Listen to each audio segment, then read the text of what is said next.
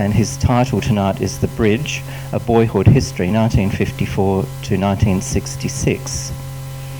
Bernard is best known as a sports historian and is an author of more than 20 books, mainly on cricket. His most recent books, published late last year, were On Our Selection, An Alternative History of Australian Cricket, and Blues in Whites, a commissioned history of St Peter's Collegiate Cricket Club. However, he has also published outside of sport, including 2 books on Adelaide's built heritage, and he has edited a book on Australian aviation, and has written an introduction to a book on the Heidelberg School of Painters, which will appear later this year. That's a real deviation from sport. Perhaps there were some cricketers who were artists. Bernard holds a doctorate in history from Flinders University of South Australia. Thank you, Bernard, and I invite you to address us.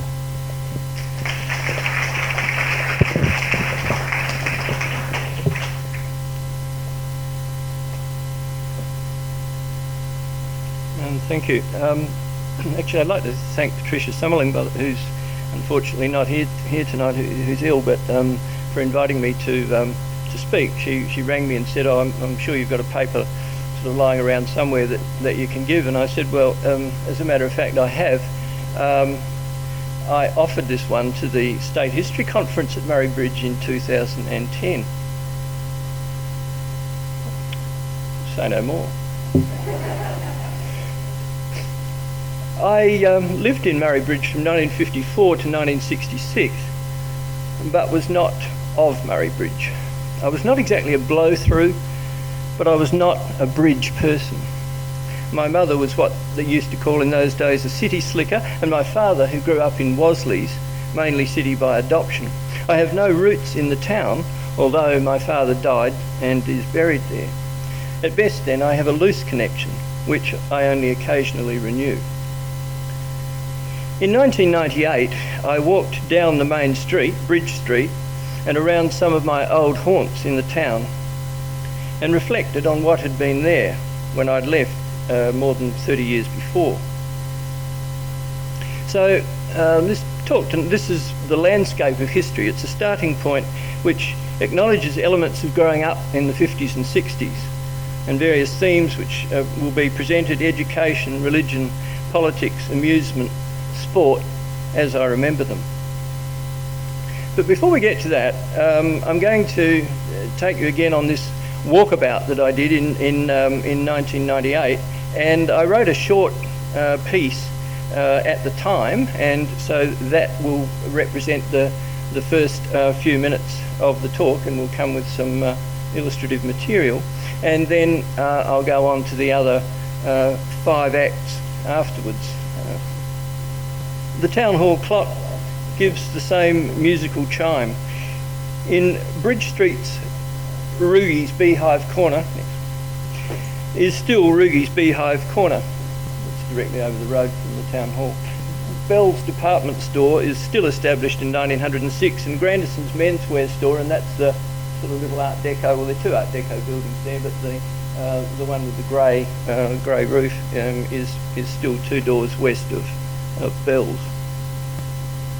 When I was there in 1998, pasted on the side wall of the supermarket over the road from the town hall was a poster advertising Tommy Hanlon Jr. presenting the Grand Magic of Silver's Circus at Sturt Reserve in March of that year. Families of 2 adults and 2 kids gained admittance for $35. Tommy, even then, had been in the circus game for a very long time, yet his photograph revealed the same Brylcreem looking gent who used to host the 1960s television program It Could Be You. And how many of you all remember or cried along with Tommy every time he aired that program? Well, I can't see people raising their hands for that. Moving along up Bridge Street, and there's no shot of this, the fish and chip shop where I used to get 6pence worth of chips and a 3.5 glass of lemonade during the interval of the Saturday matinee is not there anymore. The pictures then used to cost 1 and 6 out of my weekly pocket money of 2 and 6. And so I used to save 3pence a week. In place of the fish and chip shop is Steamer's Cafe, which offers alfresco dining, and the special of the day was a mild creamy chicken curry on a bed of jasmine rice and a green leaf salad for $6.90. Well, they never had anything like that in the town in the 50s. Rugi's Arcade, this was a very sad loss, this building. It was a really sort of special feature in the street. It had lost some lead light from the top of the arch of the second floor, but the most important sort of shop in the arcade was Offie's Jeweller and Watchmaker.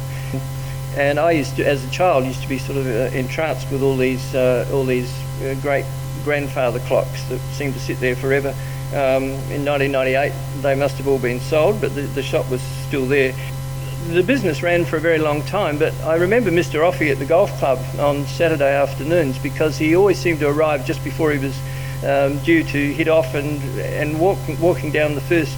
I played with him a couple of times. Walking down the first fairway, he would immediately open his bag and bite on an apple, and then start to peel a banana, and then take to a peach and a pear and whatever other half dozen sort of fruits that he had. So obviously he never had lunch before he came out to play, but he came direct from business to the course. Offie's, the Commonwealth Bank, Bank SA, and the chemist shop at that time sort of cut across the main Bridge Street and 7th Street, which was on a corner.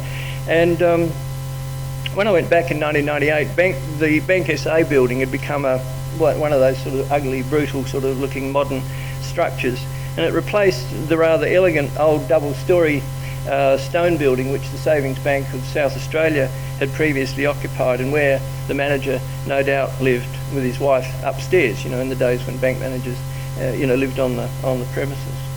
The Bridge Street meat store remained a butcher shop next to the Commonwealth Bank, but the greengrocer had long gone.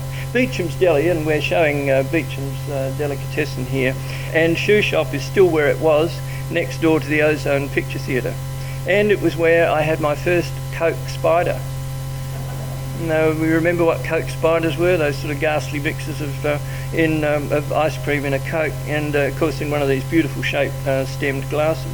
The shoe shop was always where my father, showing an ex-military officer's insensitivity to fashion, bought me a pair of square-toed shoes when pointy toes were all the rage in 1964 or 65. And this was devastating for me, because one of the kids at school said, "Hey, look, Whimpress has had his toes run over by a train." The Ozone is now a shopping centre. Gone are those magic afternoons that used to begin with a serial of The Shadow and end with a Tom and Jerry cartoon, of Jeff Chandler and Susan Hayward, of Tony Curtis and Janet Leigh, and the hissing when the stars had the temerity to kiss. At 8, I took my first girlfriend, Shirley, to the pictures on a date, and we never got close to kissing because several of my schoolmates came up and teased us. What was I doing there with a dame? I never went out with a dame again for 12 years, by which time they'd become birds or chicks. Across the road, directly across the road from the picture theatre, was Brooks Cycle Depot, established in 1925. It's still a business, but it no longer opens out onto the street as it used to do in the 50s. And in those days, the males, looking like perhaps so many James Deans, would sit on their motorbikes. Though some of them looked even more threatening than James Dean. They looked like Marlon Brando in The Wild One, or perhaps even more threatening, Lee Marvin in the same movie.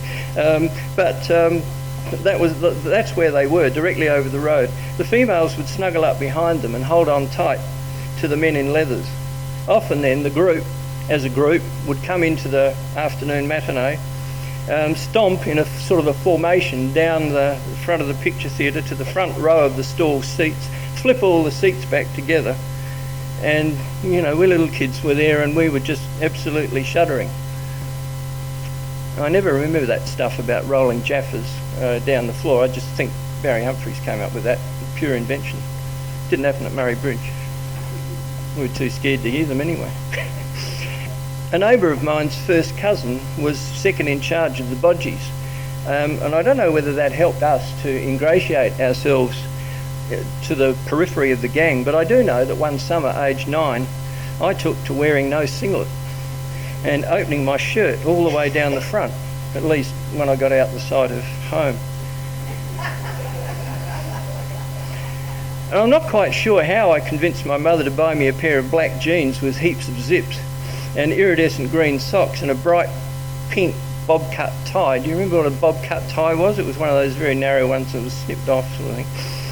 Because these fashion items were definitely the makings of a delinquent. Pink and black, I happen to know, were Elvis's favourite colours, and I know that because it said so in my film manual. But my parents did draw the line. I never did get a pair of those suede ripple-soled shoes or boots. Directly over the road from the Ozone Theatre was the Diamond Park, and at the corner of Diamond Park, the wishing well was donated by sober Rotarians. I dropped a few pennies in long ago, but I certainly don't remember the wishes. There was a pretty little rotunda in the middle of that park, in which brass bands used to play, but that's long since been removed. And the bowling club and croquet clubs, which used to be directly across the road from there, they still exist in the town, but they're no longer located there. The cannon, well, there's a cannon like that in most towns, and it sort of just points out at nothing now. No bowlers or croquet players anyway. So. My mother was Croquet Club president, and the greens were also diagonally open opposite Dutton Motors, where my father was the sales manager. Well, Duttons remain, but they don't sell FJ Holdens anymore. And I went to a launch of the FJ Holden at Murray Bridge, and we were given a crummy sort of 45 record, and which there was this really great song called Holden You and My Holden. Well, I don't know, my father sold a lot of Holdens. I began to trace my steps down 7th Street to where I used to live, and another greengrocer had disappeared.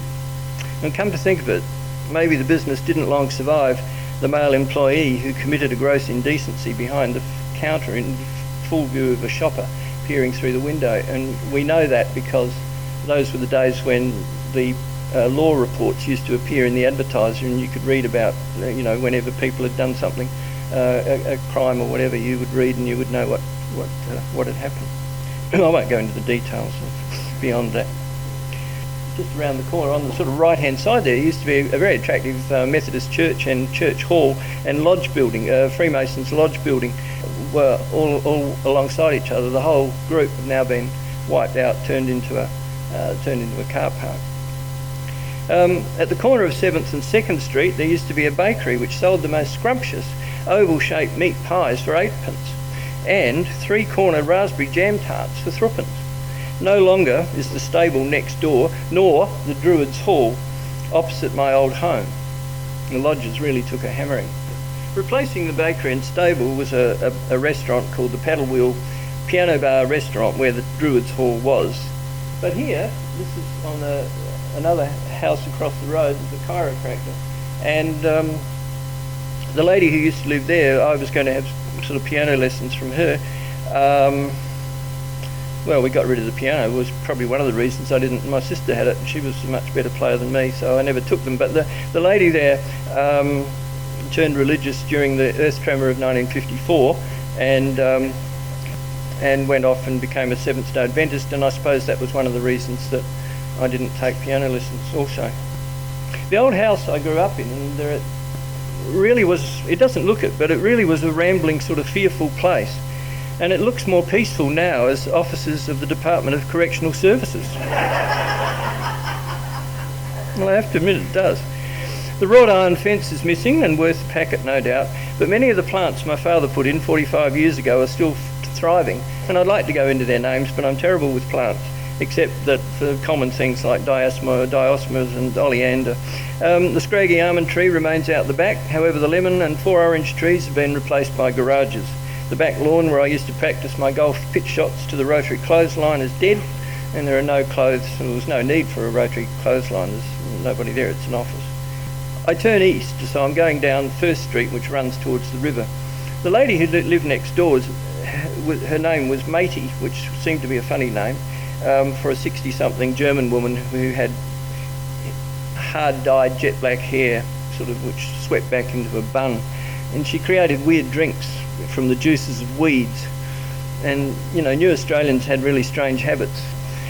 But what seemed more shocking to me was on Christmas Day, she told us that she'd eaten tomato sandwiches for lunch. And, well, everyone had chicken once a year in those days. And I couldn't cope with the idea of someone just having a tomato sandwich. But really what had happened was her husband had died not that long before. She had no other family, and so a tomato sandwich was enough. Mr. Harper lived on the corner, and he was a bent asthmatic man who wore a cloth cap and walked with a stick and wheezed around the block each day with an asthmatic Cocker Spaniel. And I never got to know the dog's name because it died. Across the road, the railway line to Adelaide is still there, of course, and as a boy it was the fag end of the romance of steam, and I'd be sort of climbing a post and looking at each, steam train that went by, and I loved the names of the steam trains, and certainly always remembered a couple of them. One, of course, named after a governor, Sir Willoughby Norrie, and another one, Sir Malcolm McIntosh, who I think was the chief engineer with the railways. I can't quite remember if that's the case, but they were such glamorous names, it seemed to me, for trains. Better than numbers or, letters or something. The puffs of steam float away. The bend of the river is in view. Just touch on the railway station there. The train doesn't stop there anymore, but it used to, for the Melbourne Express, of course. Lady over the road we'd always hear her sort of getting up and going over because she used to serve in the kitchens there. But, it's a grand railway station, really, really is. I really quite like the Murray Bridge Hotel. I've never been in there, actually. Now it's not pleasant to go inside. No hotel is these days. They're all done up and they're all noisy and whatever. But it's certainly a grand building on the outside. Okay, so the town hall clock was chiming again, and I made my way back to the car. All right, so that's the end of my 1998 walkabout. Coming to the beginning now, I want to look at education. I was 5 when I arrived in the town and started my education at St Joseph's Convent School. I began there because I was the product of a mixed marriage, and products of mixed marriages were generally brought up as Catholics. The state public school, primary school, was right at the end of my street, so it was close, but the convent school was just on the other side, so it was only a quarter of a mile away, but on my Super Elliot, driving up First Street and then turning right onto Manham Road, it was about half that distance again. When I entered the street, and this is in Florence Street, and do the crossing there were always public school kids, as those days, abusing us with slogans, the simple ones some of you'll know: Catholic dogs stink like frogs under logs. And they were pretty dumb, and but we had sort of dumb rejoinders. I can't remember what they were. But one girl who used to call out these things to me later on was in my matric class in high school, and I thought she was rather sweet then, and she asked me to join her Methodist youth group, and I should have. 3 nuns taught us. Old Sister Benedictus was in charge of the infant school, grades 1 and 2, as well as taking music lessons. Sister Moira, who was young and plain, had grades 3, 4, 5 and 6. And Sister Romanus, the head teacher, who was probably middle-aged, taught grades 7 and then 1st, 2nd and 3rd year of the secondary school. Now, I was reputed to be a sook in kindergarten until I could mount a rocking horse. And I must say, I was very good on that rocking horse. I was a rocking horse winner long before I read a story by D.H. Lawrence called The Rocking Horse Winner. And fortunately, my story was better than D.H. Lawrence's character's story because he rocked himself into a frenzy and died. But the most memorable thing about Sister Moira's classes were general knowledge quizzes. And she had the 3s, the 4s, the 5s and the 6s, and she used to pit them against one another. In the 3s, there were 3 bright kids. I thought I was one of them. In the 4s, there were 2. And the 5s and 6s didn't have any. They were real dumb. The contests were always between the 3s and the 4s. When I entered Sister Romanus's class, I marvelled at her ability not only to teach 4 grades simultaneously, but so many subjects, general and commercial: English, history, geography, maths, general science. Remember that sprawling subject, which was a mixture of physics, chem, botany and biology, in addition to which she taught shorthand, typing and bookkeeping. And in her spare time, she said she had a couple of private students doing physics and Latin. So she asked me whether I'd wanted to do Latin. I should have. Of necessity, Sister Romanus would often start one class, say a science class, and then run to another. The scientific experiment, heating, say, some sort of liquid in a Bunsen burner, would be carried out by the senior students and the younger ones looking on. So as a result, some of us fell behind in some things, shall we say, and maybe bounded ahead in others. I was certainly behind in maths and science, and perhaps a little bit ahead in English. The classes I remember best were when Sister Romanis used to group the sevens, first, second, and third years together for the Shakespearean play that was being studied by the intermediate class, or for the poetry being that they were working on. So already by the time I got to high school and intermediate, I already knew The Merchant of Venice, Julius Caesar, and Twelfth Night, and I'd even played Sir Andrew Aguecheek badly. High school, of course, was quite a change, and now instead of 4 grades, one teacher for all subjects was what I'd been used to. Now I had different teachers for every subject. And whereas in my previous grades there'd been 15 to 20 kids in each grade and maybe 50 or 60 in a room, now there were 44 in one class. And I remember the number because whereas I'd used to be being used to coming first or second in my grade, I now came 44th out of 44. And I cried. The class I was allocated to was called 3GF. It was actually the A class, and the GF stood for General and French. Some teachers were good, some not so good, but the worst was the first history teacher, who admittedly was in his first year out of college, training college. He had 37 students in the class, which covered England under the Tudors and Stuarts, while 7 did French. But the history teacher used to hand out Roneoed notes at the start of every lesson and then read through them without pause. If ever there was a way to kill interest in a subject, this was it.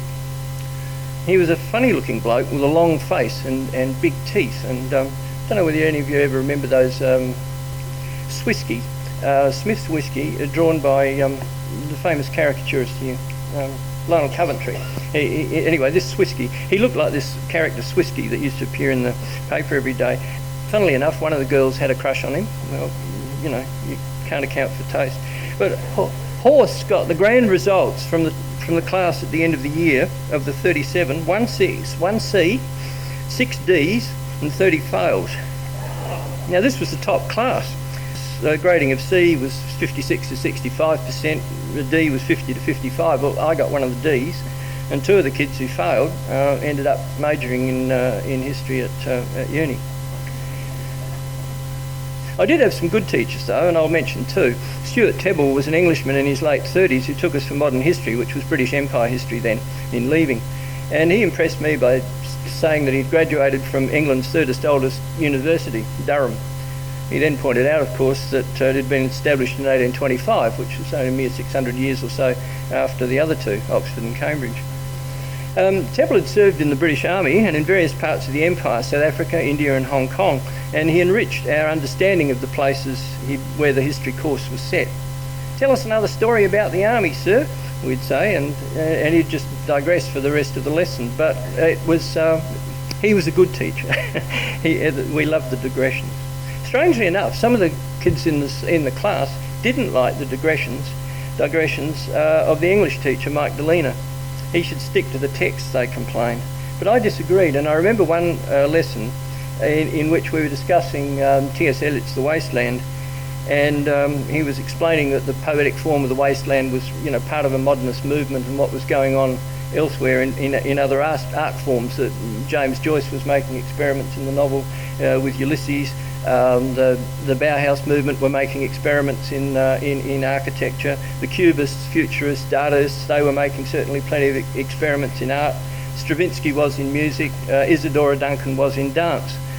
And suddenly there was a relationship between things, and I certainly saw that as a lesson for life.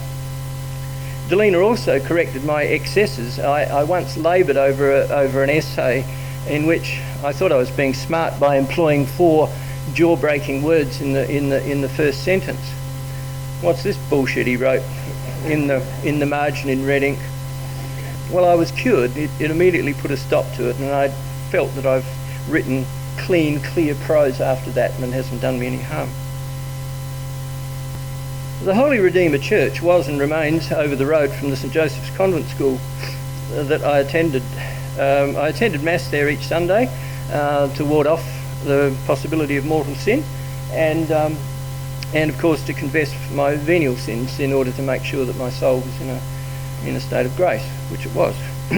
For 4 years, from the ages of 10 to 14, I attended Mass twice a week as an altar boy and took particular delight in parroting responses to the priest in Latin. Now, don't think that I'd learnt Latin by this stage. What I'd learnt was church Latin, which meant that I knew how to just know the Latin that was in the church. And at one stage, quite a few years ago, I forgot the words to the Lord's Prayer, but I could remember them in Latin, so it was extremely useful. And I was annoyed, as I think most altar boys were, when the Catholic Mass became a vernacular Mass and everyone knew what was going on. It was certainly much better when it was in Latin.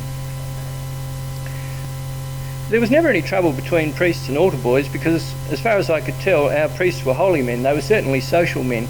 And the first of the two was an elderly Irishman, and he was very popular with the congregation because, especially with the Italian market gardeners, with whom he would, really sort of have lots of chats and all this sort of thing before Mass would begin. And then he would fly through the service, abbreviate the sermon, and finish well within the appointed hour. Time for more talk outside, and he was popular. The second priest had a reputation for enjoying a beer and a game of bowls at the RSL club. He was an army padre during the war, and he was obviously popular with his RSL mates, more so I think than the congregation, because his sermons went on and on and on and on, often 45 minutes for a sermon, and Mass could take an hour and a half. Well, this was more time than most parishioners bargained for in their weekly worship. Religion was thrust upon us at St Joseph's through lessons, prayers and learning the catechism, although it all seems to blur together a bit now, except for one thing which stands out, and I'll call this a sort of a little moral story. A young man of good Catholic family who'd left the school not many years before, taken an apprenticeship as a mechanic, seemed to have a good solid future ahead of him. And then he got a girl into trouble, a Protestant girl, and worse was to follow. He married her outside the church, which actually meant inside a Protestant church.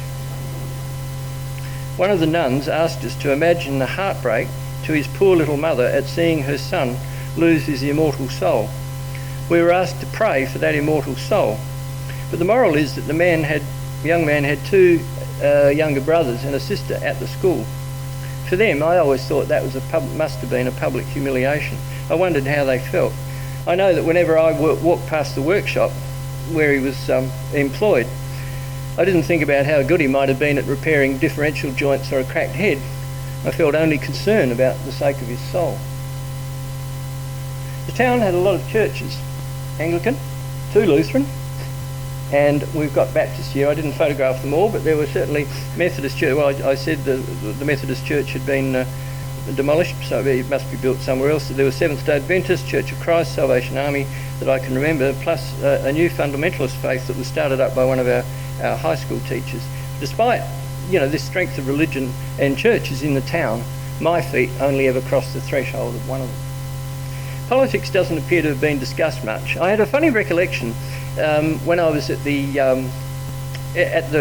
matinee, at the interval in a matinee, of walking down to this fish and chip shop and discussing with a friend the Big Four summit meeting that was going to be held between Macmillan, Eisenhower, de Gaulle and Khrushchev.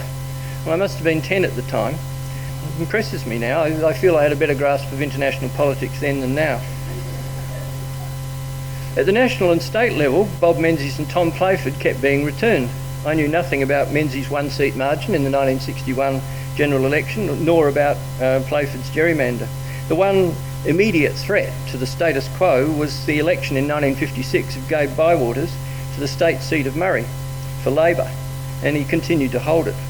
Although my parents voted Liberal, I came to understand that men regarded Bywaters as a good bloke, and women said he was a good man. That's all I ever heard about him, but he was obviously good because he stayed there, and later, when he certainly had ministerial rank under Don Dunstan later. The only direct political discussion in my early years at school must have been around 1958, when one of the nuns said that our parents shouldn't vote for Dr. Evatt because he was in league with the communists. And I must have taken this information home because my father, although he was a Liberal, went to the school and stated that he didn't want to hear of political indoctrination taking place in the classroom, and it didn't happen again. At high school there was spirited discussion when Menzies announced that we were entering the Vietnam War and national service was being reintroduced. However, most of us were 15, 16, thinking, well, that all lies in the future. In 1965, Labor won the state election and I met my first Marxist, a fellow student. He was English, seemed to know a lot about class struggle and was intending to study law at university. A Conservative friend and I used to chide him that his government wasn't really going to achieve anything because we held the Legislative Council 16-4 due to a restricted franchise, and we actually bragged about this. I don't know where these childish supremacist fancies came from, but I'm glad I did lay them aside. Amusements. When I began, I briefly mentioned amusements at the pictures. One place that was certainly out of bounds for my amusement or recreation was the river. The river drowned people. The river was where bad things happened. A widgie was once reported to have swum out in the midstream, removed her bathing costume, held it aloft and waved to the boys on the bank. The 1956 flood broke that bank and my father helped the volunteers with sandbagging. I was safe. We lived on high ground. Saturday, 19th of December 1959 was a big date in the town's history because it was the day when the Olympic-sized swimming pool opened. Swimming was safe. I did my beginners, junior, senior, bronze medal life-saving classes there. I dived off the high board. It cost sixpence to get in, tuppence for a bush biscuit, and maybe another bob for drinks. So you spent all day there and got change out of 2 bob. One day the pool was cleared. Someone famous dived in, swam a couple of laps and got out. I said something like, "She's a good-looking sort." And she looked about 18, but she must have been 30. There was a public announcement. It was Dawn Fraser. In between and alongside the pictures and the pool were the action games and fort building. And the games are a bit easier to explain. I guess there are a number of men in the audience who played these games too. We were Western heroes. I was Hopalong Cassidy and my friend over the road was Roy Rogers. As we remember, Hoppy and Roy were quick on the draw. They shot each other and they shot a lot of baddies wearing handkerchiefs tied across their noses. Remember how they all did that? And they also shot Indians because there was never such thing as a good Indian, was there? My fort building phase grew out of the next one.